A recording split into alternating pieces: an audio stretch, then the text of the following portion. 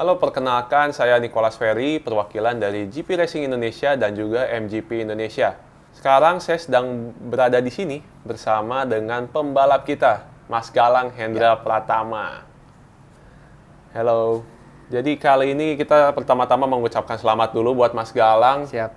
yang pada balapan terakhir di Magny Course berhasil meraih posisi finish kedua dan juga ketiga ya Iya, Mas ya. betul. Terima Ini kasih. adalah pencapaian yang luar biasa untuk Indonesia dan tentunya kita berharap akan lebih banyak prestasi lagi yang bakal dibawakan oleh Mas Galang Hendra Pratama bersama tim ProGP Niti Racing ya Mas ya. Ya, betul. Amin. Nah Mas, oke kita pertanyaan ya. Mas Galang, bagaimana nih perasaannya setelah naik podium kemarin di Magny Course? Seperti kita tahu ya, Mas Galang kan terakhir tuh naik podium di Ceko Iya, betul. tahun 2018 Iya. di kelas World Super Sport 300. Iya, iya. Gimana perasaannya Mas? Wah, saya menantikan momen ini sudah sangat lama, Mas, karena hampir lebih dari 6 tahun lah saya menantikan momen ini. Saya sempat naik ke kelas Super Sport 600 dan juga saya sempat turun ke kejuaraan Asia Road Racing di kelas 600 cc. Semuanya internasional event dan sejak 2018 saya tidak ada mencetak podium di kelas internasional, di kejuaraan internasional. Jadi 2 podium kemarin di kejuaraan World Super Sport 300 di Magny Course itu sangat berarti buat saya. Meskipun hanya posisi 2 dan 3 itu seperti victory untuk saya. Karena semua sacrifice dan perjuangan saya dan juga saya sempat mau menyerah, saya sempat mau stop dari dunia balap karena mungkin ini waktunya, tapi ada teman dari semua teman yang selalu support saya dan juga Kak Doni Racing School. Dia juga selalu semangatin saya dan ya ada beberapa sponsor yang mendukung saya dari Niti Racing dan juga dari sponsor-sponsor pendukung. Iya.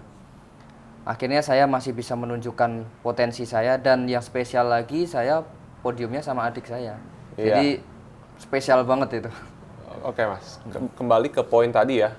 Mas kan tadi bilang tuh hampir menyerah. Iya. Kira-kira faktor apa aja sih Mas yang membuat Mas tuh hampir menyerah? Ya memang kita tahu result di Asia memang sulit ya Mas Iya, ya, sulit. bisa bilang sulit. Tapi apakah ada faktor lain yang membuat Mas kepikiran gitu untuk menyerah? Ya saya selalu berpikir tidak ada hasil yang baik setiap tahunnya selama 6 tahun itu. Apa saya berpikir apa masa saya sudah habis, apa it's time for stop now. Terus pikir untuk next apa gitu. Tapi saya masih yakin kalau diri saya itu masih bisa. Semua bad luck saya kumpulin saya kumpulin dan akhirnya saya revenge di 2024 ini bisa ambil podium di Super Sport 300. Itu sangat-sangat berarti untuk saya dan sekarang confidence saya dan juga mentality saya sudah hampir pulih. Iya. Hampir pulih dan feeling saya di atas motor sekarang lebih confident. Jadi ya semuanya sangat-sangat membantu saya untuk bisa mengembalikan top performance saya di 6 tahun sebelumnya. Kemudian faktor apa sih Mas yang membuat Mas tuh lebih confident ya? Selain tadi kan di-mention juga dengan podium kedua dan ketiga dan juga satu podium dengan Aldi. Nah, kira-kira faktor apa dari mungkin ada dari motor atau dari tim atau dari apa yang membuat Mas bisa kembali semangat lagi, confident lagi? Sebenarnya dari psikologi sih. Psikologi Dari ya? Semuanya lebih psikologi Mas? Iya, lebih ke psikologi. Kalau dari saya permasalahannya memang dari psikologi. Ya normal ya Mas, kalau atlet tidak pernah mencapai hasil yang maksimal, maksudnya memperoleh hasil yang dia harapkan selama bertahun-tahun pasti mentality drop. Tapi ada beberapa orang juga yang saya ajak curhat dan saya sempat bertukar cerita ke orang-orang itu dan ternyata yang saya pikirkan itu semuanya salah. Yang semua saya pikirkan itu tidaklah buruk. Jadi masih ada banyak orang yang selalu mendukung saya di belakang. Jadi dari situ menjadi basic saya untuk bisa mempunyai strong heart dan strong mindset untuk di 2024 ini. Memang di awal season di seri 1, seri 2 saya strong. dan sangat-sangat tipis ke podium. Iya. Tapi di pertengahan musim di seri Ceko dan Portugal kita struggling karena ada sedikit settingan yang kurang tepat di motor. Tapi dari situ saya tetap mempunyai mindset dan hati yang kuat. Dan di Ceko saya sedikit kehilangan confident sebenarnya, di Portugal juga. Tapi di Magny-Cours saya berusaha untuk tetap fokus dan sama mempunyai mindset yang kuat dan hasilnya datang. Jadi saya punya pedoman itu dan akhirnya sekarang mental saya dan juga confidence saya, kepercayaan diri saya kembali lagi. Ya, berada di puncak ya Mas sekarang ya. Alhamdulillah. Terutama dengan podium ini, Ya. dengan 2 trofi yang dibawa masih ini. banyak yang harus saya raih, Mas. Masih banyak. Tapi setidaknya saya mempunyai step untuk bisa melangkah lagi ke depan untuk bisa meraih yang lebih baik. Oke, pertanyaan berikutnya Mas ya. Tadi kan Mas juga mention satu podium dengan Aldi Satya Mahendra yang merupakan adik dari Mas Galang Hendra Pratama. Setahu saya ya, podium kakak adik di kejuaraan dunia ini, kejuaraan dunia balap motor baru pertama kali diraih oleh kedua kakak beradik ini ya, Mas Galang sama Mas Aldi. Marc Marquez? Enggak, di Indonesia Mas. Oh, Indonesia. Pembalap Indonesia. Iya. Pembalap Indonesia. Nah, perasaannya gimana Mas bisa satu podium dengan Aldi Satya Mahendra? Pertama-tama saya merinding Mas. Waduh. Merinding langsung. Saya sangat seneng ya, saya sangat bangga sekali. Dulu saya tuh latihan sama Aldi cuman di lapangan parkir Stadion Mandala Krida. Jadi tidak ada sarana yang proper untuk latihan di Jogja. Akhirnya kita bisa podium sama-sama di kelas kejuaraan dunia dan pasti orang tua saya sangat bangga soal itu. Dan tentu saja ya seperti yang Mas Niko bilang, kita kakak adik pertama yang podium di kejuaraan dunia. Dari Indonesia Mas? Dari Indonesia ya. Yaitu sangat-sangatlah sangat-sangatlah untuk kita sendiri, untuk confident kita itu sangat-sangatlah penting karena support dari semua orang itu bisa mempengaruhi kualitas rider juga. Betul. Dan ya itu saya nggak bisa berkata-kata lagi sih, itu benar-benar spesial momen banget untuk saya. Dan setelah 2 hari setelah race Magny-Cours itu sebenarnya hari ulang tahun papa saya. Wah, jadi super spesial itu ya. sangat-sangat spesial sekali untuk kado untuk papa saya. Iya, Pak Hestu ya? Iya, Hestu. Iya. Diki. Pak Diki sering juga DM-an sama MGP Indonesia. Dia cerita-cerita nih, ayo support Galang Hendra dan juga Aldi, dan juga kita selalu support ya, tentunya dengan kita bikin beberapa postingan spesial buat Aldi dan juga buat Galang yang berlaga di World Supersport 300. Lanjut ke topik berikutnya. Mas Galang kan akan berlaga ya di sirkuit Aragon. Iya, Aragon. Kira-kira targetnya apa nih Mas buat menghadapi seri Aragon nanti? Saya fokus untuk always fight for top group. Top group. Stay di top 5.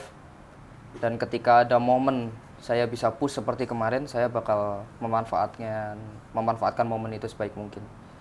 Saya nggak mau terlalu overconfident juga, karena semua rider mempunyai peluang yang sama, semua top rider dari seluruh dunia ada di sana.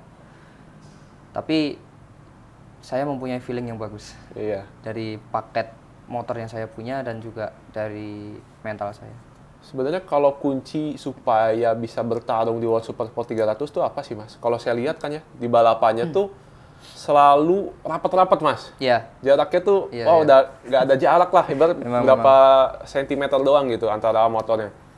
Nah misalnya kalau kita selalu berada di dalam grup itu, apakah peluang untuk menang lebih besar atau gimana Mas? Soalnya kan kalau saya lihat ya kalau misalnya ke belakang gitu kadang jadi susah lagi buat gabung ke grupnya itu. Belum tentu juga sih Mas, kita harus tahu kondisi cuaca juga dan juga kondisi motor. Kalau motor kita ini di atas rata-rata, kita bisa atur strategi untuk saving power.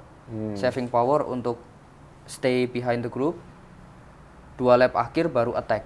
Tapi kalau misalkan motor kita ini setupnya kurang bagus, kita harus selalu fight di barisan depan. Memang di Supersport 300 ini agak krusial ya. Satu kedipan mata aja pindah posisi. Betul. Ya sama kayak kalau di Asia Road Racing kayak di kelas underbone. Sekarang kurang lebih udah sama lah. Jadi fokus semuanya, saling senggol pembalap itu udah udah Wajar, ya, Mas. wajar lah. Apalagi kalau kita flashback di seri MOS, saya sama Aldi udah ada di depan, tapi di tikungan pertama ada 5 rider jatuh itu. Terpaksa menghindar ya Mas. Iya, langsung menghindar. Jadi ya momen-momen seperti itu bakal ada di race. Apalagi di kelas Super Sport 300 ini bakal chance-nya besar sekali dengan tragedi seperti itu. Jadi kita harus selalu fokus di atas motor. Dan kalau bisa sih fight di depan terus. Di barisan top 10, top 5 itu harus. Oke, ke topik berikutnya Mas ya. Buat menghadapi seri Aragon ini, Mas Galang lebih suka cuaca yang bagaimana nih? Yang balapan yang kering atau balapan yang basah karena hujan atau bagaimana nih Mas? Kalau saya prefer hujan ya. Saya prefer hujan karena saya sering latihan di kondisi trek basah sama Aldi juga. Jadi saya sama Aldi memang mempunyai confident yang lebih kalau treknya basah. Tapi mau kering pun juga nggak masalah sih. Kemarin juga alhamdulillah ternyata settingan saya dan juga gaya balap saya cocok untuk di Manikus di trek kering juga. Terus di Aragon, tapi saya lihat di weather forecast-nya sih nggak bakal hujan sih. Jadi Cuman dingin ya Mas ya? dingin, bakal dingin. Nah itu menguntungkan untuk Yamaha. Kenapa tuh Mas? Karena kita Yamaha, kita punya CC cuman di 321 CC. Iya. Lain-lainnya mereka over. 400 lebih ya Mas ya? Ya, Kawasaki di 400, KTM di 390, Kove dia 321 tapi dia punya special part di dalamnya. Wah, Ada special part. Special part ya. Di regulasinya sendiri dijelasin kalau Kove itu tidak ada homologasi part. Jadi mereka bebas mau masukin part apapun, misalkan klep titanium, terus juga ya material-materialnya yang bisa buat motor itu kenceng lah. Maksudnya aftermarket itu bisa dipasang di motor itu. Oh, berarti kalau untuk Kove tidak ada penyegelan mesin ya Mas ya? Penyegelan mesin ada, tapi kalau spare partnya masih free, belum ada homologasi. Oh, mungkin karena berkaca dengan hasil ya Mas ya? Kove kan belum pernah Ya. jarang menang, Ya. meskipun beberapa kali sekarang udah raih podium ya. Ya, apalagi cuman ada 2 Kove di World Supersport 300. Terus kenapa cuaca dingin ini menguntungkan buat Yamaha? Karena RPM kita yang paling tinggi di 13.300. Dan kita CC-nya rendah. Ketika cuaca itu panas, mesinnya overpower, yang ada overheating. Iya. Powernya nggak keluar. Jadi kalau kondisinya dingin, kita ada power, kita masih ada power. KTM dan Yamaha itu bagus kalau cuacanya dingin, seperti di Marikos kemarin. Tapi kalau panas, Kawasaki yang bagus. Semuanya ada plus minus ya. Iya. Ternyata kita baru tahu loh, dari kondisi cuaca juga mempengaruhi performa sekali. mesin ya. Iya, injection correction, terus juga ya mappingnya juga itu pengaruh sekali. Pengaruh sekali ya. Tentunya ini akan menjadi sebuah keuntungannya buat Mas Galang dengan cuaca Aragon yang diprediksi bakal dingin. Ternyata memberikan keunggulan ya untuk Iya. motor Yamaha. Saya harap semuanya berjalan mulus. Amin. Amin, amin. Gimana nih Mas perjalanan ke Aragon? Udah siap belum Mas? Ready. Udah bawa apa aja Mas dari Indonesia? Yang jelas bon cabe. Oh, bon cabe. Sponsor boleh. Oh ya, bon cabe boleh ya sponsorin Mas Galang karena Mas Galang ini ketergantungan bon cabe. Bon cabe. Abon mungkin. Enggak sih kalau Enggak ya? abon. Kalau saya ya Indomie ada, mie instan ada. Tapi menu paling tepat, menu paling enak itu pasta campur kecap bango, bon cabe. The best sudah. Jadi ini ya, jadi mie ayam ya. Ayam ya kayak gitu. Pastanya jadi downgrade jadi mie ayam. Bukan downgrade ya, tapi kan selera ya Mas ya. Selera kita kan beda-beda, ada yang suka makanan yang tawar, ada yang suka yang makanan berbumbu. Nah, Iya. mungkin di Eropa Nggak kekurangannya makanan ya Mas ya, yang susah ya. Rempah-rempahnya beda sama kita. Iya, kita kan dijajah karena rempah-rempah ya Mas. Jadi bawa ini ya, bawa kecap, bawa Kecap bon ada, cabe. bon cabe ada. Oke. Kalau makanan sendiri ada nutrisi khusus nggak sih Mas? Kalau Buat pembalap? nutrisi khusus, kalau sekarang cuman fokus di ini sih, fokus di kecilin massa otot. Kecilin ya, Malah bukan gedein. dikecilin. Enggak, soalnya kan 3 tahun belakangan ini saya kan riding pakai 600 ya, 600 cc. Massa Iya. otot besar. juga berat badan itu ada di sekitar 60 61-an. Sekarang saya harus buat berat badan itu ada di 57 58. Tapi bukan hanya kecilin lemak, tapi massa otot juga. Karena di kelas motor kecil ini, di kelas 300 ini kita nggak begitu perlukan massa otot yang besar. Jadi harus diet lagi Mas ya? Diet. Dietnya tuh ada makanan Lebih apa fokus ke gitu kardio yang- sih, lebih kardio fokus ya? ke olahraganya kardio terus. Kalau kemarin kan lebih fokus konsumsi protein sama lebih Workout ke ya? iya, workoutnya. Jadi kebalikannya sekarang. Kebalikannya. Iya, memang karena World Super Sport 300 tadi yang Mas Galang mention, dia tidak memerlukan banyak massa otot ya untuk mengendarai motornya karena motornya kan kecil ya Mas ya. Motornya kecil. Bobotnya juga tidak seberat motor 600 yang beberapa tahun sebelumnya dikendarai oleh Mas Galang ya. Iya. Ini kan sampai arm pump. Operasi juga arm pump ini. Oh, itu karena bawa 600 Mas? Bawa 600 ya. Ini arm pump ini gara-gara bawa 600 dan juga gara-gara massa otot terlalu besar di bawah, di lengan bawah. Oh, jadi menyumbat pembuluh darah ya Mas kalau nggak salah? Jadi kalau sebenarnya tuh yang benar ini low arm ini nggak boleh dilatih sedikit pun. Ini sama sekali nggak boleh dilatih. Yang boleh cuman Bicep, bicep, tricep. chest, terus sama perut ke bawah. Ini benar-benar kecil harusnya. Ini saya masih agak gede sih. Tapi kecil bukannya jadi lemah ya Mas? Karena kan harus hanging gitu, berarti bergantung lah di... Hanging kan dia dari perut ke bawah, dari core, otot core. Kalau ini cuma nempel aja sebenarnya. Oh, core ya. Soalnya nempel ke tangki ya Mas ya, di Iya, paha, di kaki juga semua ke tangki ya. Otot Ini core semua squat gitu. Oh, baru tahu ya. Ternyata ini tuh nggak boleh gede ya. Nggak boleh. Justru kalau gede itu jadinya menyumbat ya Mas, si pembuluh darah ininya. Iya. Makanya kan banyak pembalap MotoGP tuh operasinya arm pump lagi. Arm pump ya, yang paling sering itu Jack Miller ya. Dulu pas saya operasi arm pump ini, itu pas tinggal sama Jack Miller di Santa Cruz di 2021 di Spanyol. Jadi memang arm pump itu bisa kambuh juga. Jadi lemaknya itu numbuh lagi buat nutup ototnya. Jadi konsumsi juga pengaruh banget. Konsumsi makanan Mas, Iya, terlalu banyak daging juga nggak bagus. nggak bagus. Kan jaringannya numbuhnya cepat. Jadi, mungkin karena ototnya dilatih terus ya Mas, kalau yang memang dilatih. Jadi daging tuh masuknya ke sini Mas ya. Kalau otot dilatih, kan ini pasti ototnya besar, Mas. Ototnya besar. Ketika kita dapat kerja yang keras di bagian bawah, pasti dia maksimum langsung. Iya. Langsung stuck. Jadi nggak ada napas lagi di otot. Nah, rasanya gimana sih Mas kalau kena arm pump tuh?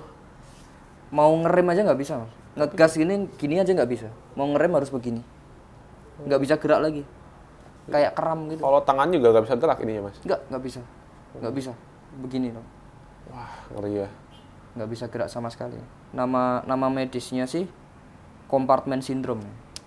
Dan biasanya pembalap yang kena Mas ya. Apalagi crosser-crosser ya Mas ya. Iya, crosser banyak. Kalau crosser pasti mereka ini. Tapi kalau di Indonesia belum ada sih. Belum ya, mungkin Belum ada yang melakukan operasi ini. mungkin metode latihannya beda Mas ya. Kalau ini Mas, cedera apa lagi sih Mas yang pernah dialami sama Mas Galang selama karir di kejuaraan dunia mungkin atau kejuaraan Ini lokal? pernah patah. Ini patahnya di Qatar.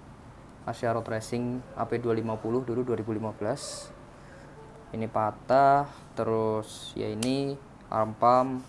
Terus dulu pas waktu 2014 balap di Purwokerto. Masih underbone, masih balap bebek. Itu pernah koma juga setengah hari. Itu Karena apa Mas? masuk ke selokan. Oh, waduh. Jadi di leher ini memang ada retakan gitu. Terus ya alhamdulillah masih dilindungi. Iya. Jadi Ngeri ya, itu balapan pasar senggol ya Mas mungkin? pasar senggol. Ya. Ya, memang safety-nya beda ya Mas. Jadi itu dia interview kita bareng Mas Galang Hendra Pratama, pembalap dari Pro GP Niti Racing. Dan sekian video dari kita. See you next opportunity. Bye.